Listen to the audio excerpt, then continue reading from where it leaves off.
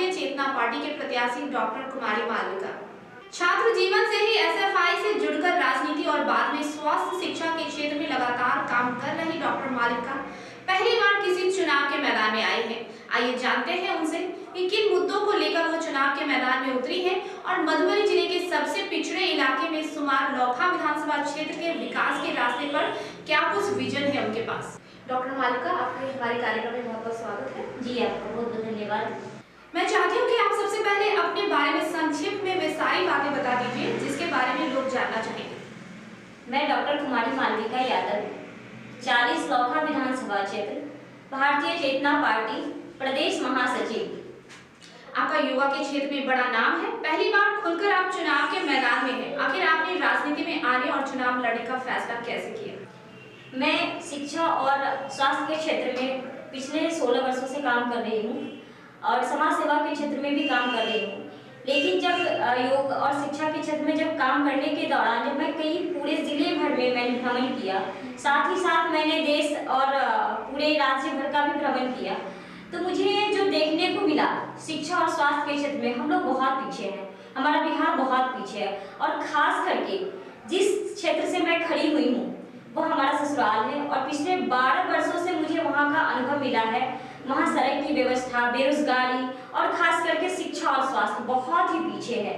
वहाँ के लोग सब कुछ होते हुए भी बहुत कुछ नहीं जानते। मतलब सड़कें का आवागमन जो है, सड़कें जो है वो उसके बीच में जो है बहुत ही ज़्यादा परेशानियाँ आती है। जैसे मैं घूमती हूँ, अगर योगा करवाने के लिए मैं इस स्कूल से दूसरे स्कूल तक गई, चाहे कहीं ऐसे हॉस्पिटल्स गई, तो हॉस्पिटल्स जाने तक पेशेंट्स जो होते हैं बीच में ही दम तोड़ देते हैं। तो आपको जो समस्याएं हुई अपने योगा कराने के समय पे, तो वो सबको देख के आपने सोचा कि चुनाव में हाँ, ये सब देखते हुए मैंने डिसाइड किया कि नहीं, मुझे भी इस बार चुनाव में आना चाहिए और अपनी बात को रखने के लिए, समाज में रखने के लिए, लोगों को तक रखने के लिए मैंने इस रास्ते को अपनाया और मैं इस बार चुनावी मैदान में उतर गई। आपकी पार्टी का मैनिफेस्टो क्या है? हमारी पार्टी का मैनिफेस्टो है कि जितनी भी गरीब लोग हैं उनकी बेरोजगारी दूर करना, सबको मुफ्त बिजली पानी दिलवाना, गरीबों और किसानों को अभी जो जल नजर योजना से तो जा रहा है ना घर घर? कहीं नहीं जा रहा है मैडम, कहीं नहीं जा रहा है, बस नल लग गया है बट जल कहीं नहीं जा रहा है। अच्छा, तो आप नल का जल दिलाएंगे लोग? बिल्कुल। और सड़कें, एक बार तो सड़कें बनवा दी सरकार ने और फिर नल जल योजना के कारण सड़कें को एक दूसरी बार खुलवा दिया और फिर से उसमें प्लास्टिक का पाइप डलवा दिया। और उधर मोदी जी कहते हैं कि प्लास्टिक के पाइप से कैंसर होता है, बट इसका मतलब क्या है कि हमारे स्वास्थ्य को बिगाड़ने के लिए प्लास्टिक का पाइप डाला गया है उसमें। हम बीमार हो और हम बीमार होने के बाद क्या होगा वो जानते ही हैं। दूसरी बात, तीसरी बात ये है कि कभी भी आज तक पानी नहीं आया नल में। आप किसी से भी पूछ सकते हैं। मेरा अगला सवाल है आपसे, लौखा विधानसभा क्षेत्र के अधिकांश भाग इंडो नेपाल सीमा से जुड़ा है। खुली सीमा से बड़े पैमाने पर अवैध सामानों की तस्करी होती है, इसे कैसे रोका जा सकता है? इसे रोकने के लिए सबसे पहले हमारे भारत और नेपाल के बीच की जो स्थिति है उसको मजबूत बनाना पड़ेगा। उसके लिए शिक्षा में सुधार लाना पड़ेगा, उसके लिए सड़कें जो है अच्छी तरह से बनानी पड़ेगी। पहले जो मंत्री जीत करके आए हुए, मंत्री तो बन गए वो, लेकिन उन्होंने उस क्षेत्र के लिए कुछ भी काम नहीं किया अभी तक। तो कौन करेगा उसको? हम युवा वर्ग नहीं आएंगे उसके लिए, तो कौन आएगा? समस्या जो है वो शिक्षा व्यवस्था नहीं होने की वजह से है, तो पहले आप शिक्षा व्यवस्था और बेरोजगारी भी है ना, बेरोजगारी है, इसकी वजह से तो लोग जा रहे हैं ना उधर, अवैध काम क्यों कर रहे हैं? क्योंकि उनके पास शिक्षा नहीं, उनके पास बुद्धि नहीं है।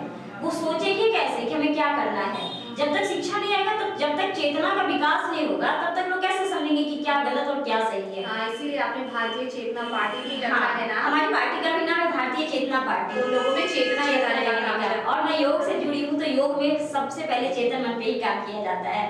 मैम, जैसे आप चुनावी मैदान में उतर ही गई हैं, तो आम जनता से क्या अपेक्षाएं हैं आपकी?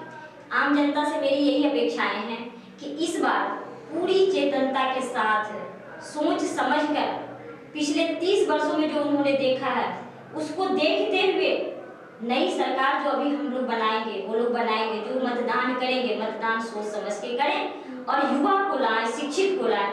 जो युवा और जो शिक्षित है और बेरोजगार है, उनके दर्द को समझते हैं, उनको सत्ता में लाने का इस बार प्रयास करें और उनको नया मौका दें। क्योंकि पिछले 15 वर्षों में जो आरजेडी की सरकार थी उन्होंने जंगल राज बना दिया था और अभी जो 15 वर्षों में एनडीए की सरकार थी उन्होंने सुशासन बाबू ने तो बस 7 निश्चय योजना को बस घोषणा सकते हैं। बट आपको पता भी, मैंने जस्ट बताया कि नल जल योजना में कभी पानी आया ही नहीं आज तक।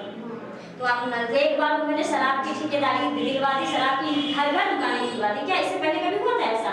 हर घर शराब की दुकानें खुल गई। और दूसरी बार उन्होंने क्या किया, शराब की दुकानें बंद करवा दी।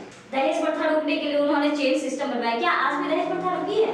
क्या आज भी महिलाएं कहीं सुरक्षित हैं? तो महिलाओं को, खास करके युवा वर्ग को, सबको सोचना पड़ेगा इस बारे में। महिला और शिक्षा, ये हाँ, आपका मेन मुद्दा है। तो सोचना पड़ेगा इस बार। परिवर्तन बहुत जरूरी है, क्योंकि परिवर्तन अगर इस बार नहीं करेंगे वोटर्स, मतदाता नहीं समझ लेंगे, तो अगले 5 वर्षों में अभी जो महंगाई बढ़ी है उससे हो सकता है 4 गुनी बढ़ जाए। तो ये थी हमारे साथ कुमारी मालविका, भारतीय चेतना पार्टी से प्रदेश महासचिव।